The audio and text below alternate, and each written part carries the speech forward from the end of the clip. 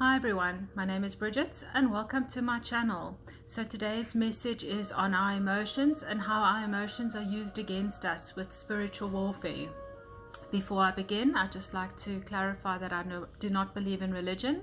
I believe in God and Jesus Christ, and that Jesus Christ came to show us a way to peace and abundance for all.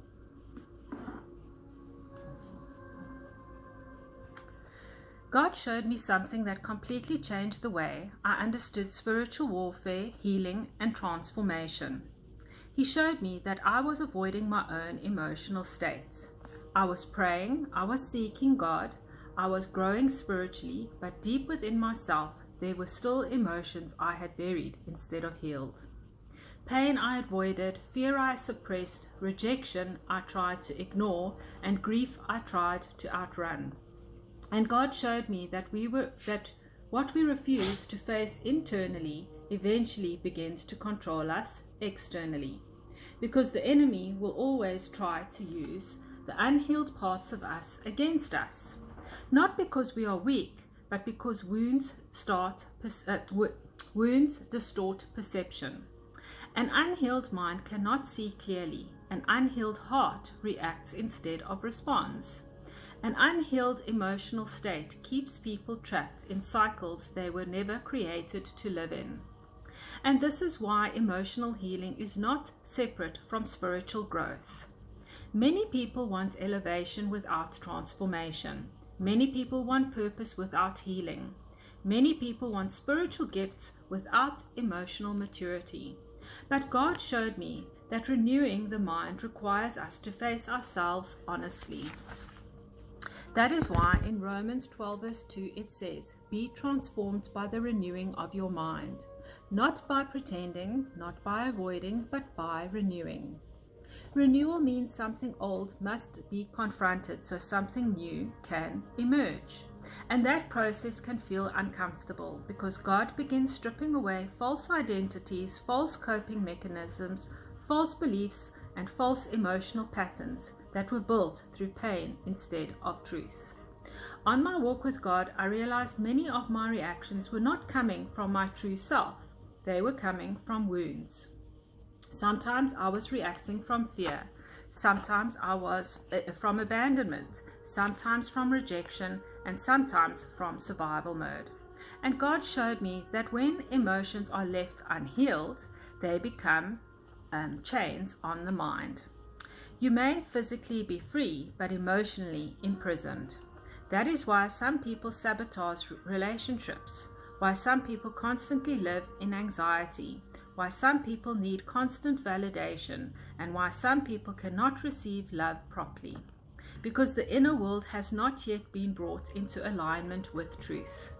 And the beautiful thing about Jesus is that he constantly healed the inner world of people.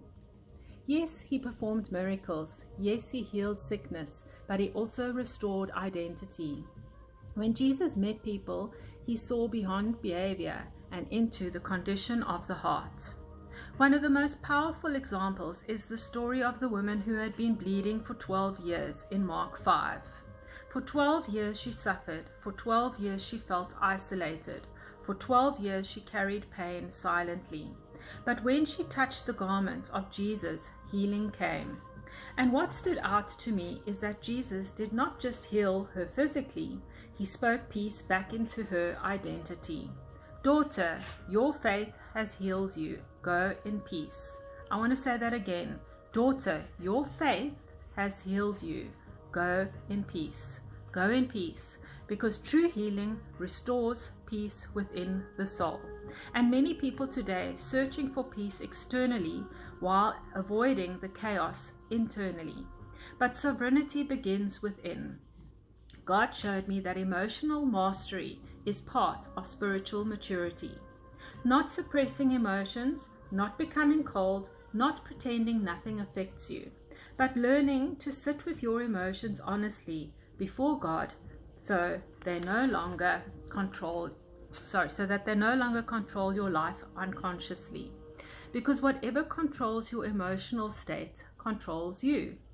If people can manipulate your emotions easily, you can they can manipulate your peace.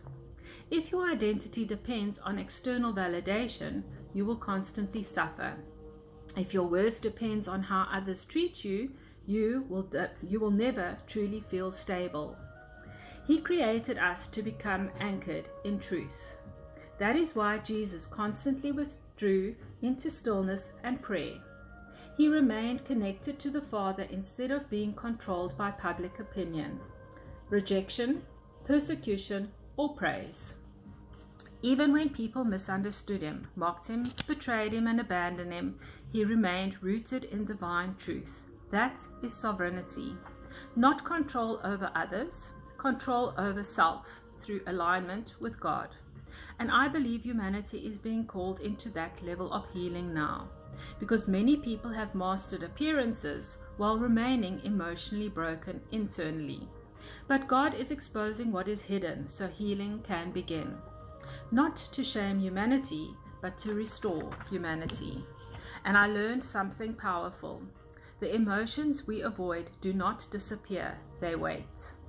They wait in the subconscious, they wait in the nervous system, they wait in our reactions, and they wait in our relationships. Until eventually life reveals them, and many times God allows situations to reveal what still needs healing. Not to destroy us, but to free us. Because how can we surrender wounds we refuse to acknowledge? And that is why the process of facing your emotional state is sacred. It takes courage to sit before God honestly and say, Lord, reveal what is truly within me. That prayer will change your life, because God does not only heal what we show him, he heals what we surrender. And sometimes surrender looks like crying. Sometimes it looks like forgiveness. Sometimes it looks like finally admitting you are tired of carrying pain. But every layer surrendered creates more freedom. And eventually you stop reacting from wounds and start responding from wisdom. You stop needing everyone to understand you. You stop seeking your identity through people. You stop abandoning yourself to gain acceptance. And slowly your mind becomes renewed. Not through force, but through truth.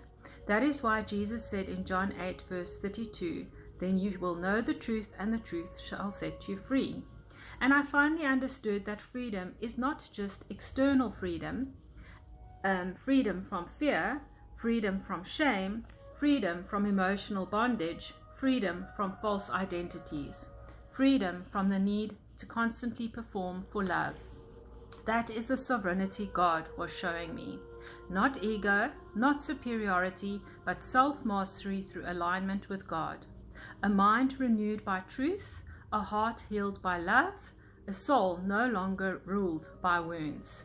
And I truly believe this is part of humanity's awakening, because as we heal internally, we become harder to manipulate externally. And once your peace comes from God instead of the world loses its power to control you. That is true freedom. So that's my message for today. Wishing everyone a magical day. God bless.